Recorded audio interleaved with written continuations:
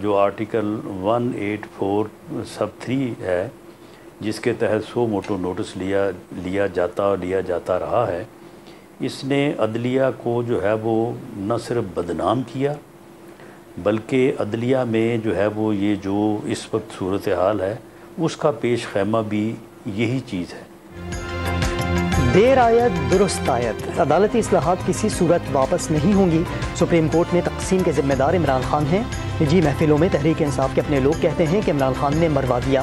وفاقی وزیر داخلہ رانا ثناء اللہ کا دعویٰ۔ ڈوم نیوز کے پروگرام لائیو ود عادل شاہ زیب میں گفتگو کے دوران واضح کر دیا، سپریم کورٹ کے ادارے پر سب کو اعتماد ہے، معاملے کا حل بھی وہیں سے نکلے گا۔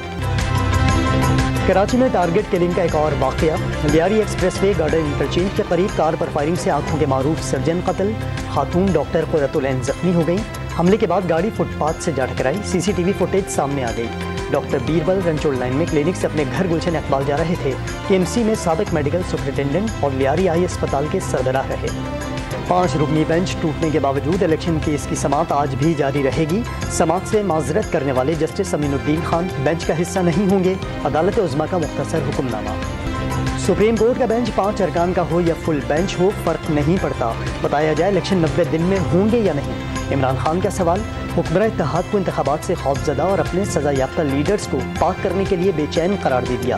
یہ لوگ اپنے مقاصد کے لیے آئین قانون کی حکمرانی کی کسی بھی علامت کو تباہ کرنے کو تیار ہیں، پی ٹی آئی چیئرمین کا دعویٰ۔ اس وقت جو بحران پیدا ہوا ہے وہ اس بات کی نشاندہی کرتا ہے کہ جو فرض عائد کیا ہے آئین نے ان محترم ججز کے اوپر، اس وقت اس کی ادائیگی کی اشد ضرورت ہے۔ بینچ ٹوٹنے سے ثابت ہو گیا سب اچھا نہیں، وزیر دفاع خواجہ آصف کا سیاستدانوں کو مل بیٹھ کر ملک کے معاملات کے حل کا مشورہ۔ پرامن رہنے کے لیے عمران خان کی تحریری یقین دہانی کافی نہیں، رانا ثناء اللہ نے حکومت، اپوزیشن، اسٹیبلشمنٹ اور عدلیہ کے درمیان گریٹر ڈائیلاگ کو مسائل کا حل قرار دے دیا۔ ججز بینچ کی تشکیل پر اعتراض نہیں اٹھا سکتے۔ حافظ قرآن کو میڈیکل کالجز میں 20 اضافی نمبر دینے سے متعلق از خود نوٹس کیس کی سماعت میں جسٹس شاہد وحید کا اختلافی نوٹ۔ جسٹس قاضی فائز عیسیٰ اور جسٹس امین الدین کے فیصلے سے اتفاق نہیں، از خود نوٹس میں وہ باتیں زیر بحث لائی گئیں جو کیس کا حصہ ہی نہیں تھیں۔ کسی جج کو بینچ کی تشکیل پر اعتراض ہو تو وہ کیس سننے سے معذرت کر سکتا ہے۔ 5 صفحات پر مشتمل جسٹس وحید کا اختلافی نوٹ جاری کر دیا گیا۔ وزیر اعظم نے جسٹس قاضی فائز عیسیٰ کے خلاف کیوریٹو ریویو ریفرنس واپس لینے کا حکم دے دیا۔ ریفرنس کمزور اور بے بنیاد وجوہات پر دائر ہوا تھا، حکومت کا پیروی نہ کرنے کا فیصلہ۔ ریفرنس کے نام پر جسٹس قاضی فائز عیسیٰ اور ان کے اہل خانہ کو ہراساں اور بدنام کیا گیا۔ شہباز شریف نے ریفرنس عمران خان کی ایک منصف مزاج جج کے خلاف انتقامی کارروائی قرار دے دی۔ Those who are in favor of the motion may say aye. Those against the motion may say no. I think the ayes have it, the motion is adopted and the bill is stand passed. عدالتی اصلاحات کا بل قومی assembly کے بعد Saint سے بھی منظور۔ بل کے حق میں 60 اور مخالفت میں 19 ووٹ پڑے۔ پی ٹی آئی کے ارکان کا شدید احتجاج، بل کی کاپیاں پھاڑ دیں۔ چیئرمین سینٹ نے بل دستخط کے لیے صدر کو ارسال کر دیا۔ دستخط ہوتے ہی بل باقاعدہ ایکٹ آف پارلیمنٹ بن جائے گا۔ عدالتی اصلاحات بل کی منظوری سے عدلیہ بطور ادارہ مضبوط ہوگی، بینچ کی تشکیل اور آرٹیکل 183(3) کی فعالیت شفاف ہوگی، وزیر اعظم کا ٹویٹ۔ ٹیریان وائٹ کو بیٹی ظاہر نہ کرنے پر عمران خان کے خلاف نااہلی کیس قابل سماعت ہے یا نہیں؟ اسلام آباد ہائی کورٹ نے کیس خارج کرنے کی درخواست پر فیصلہ منحوس، عدم ثبوت پر یہ کیس خارج کر چکے۔ وکیل الیکشن کمیشن کا موقف، کیس قابل سماعت ہوا تو آگے چلے گا ورنہ ختم ہو جائے گا، چیف جسٹس کے ریمارکس۔ عمران خان نے اپنے خلاف مقدمات کے خراج کے لیے لاہور ہائی کورٹ سے رجوع کر لیا، لیگل ٹیم کے ذریعے آئینی درخواست دائر کر دی۔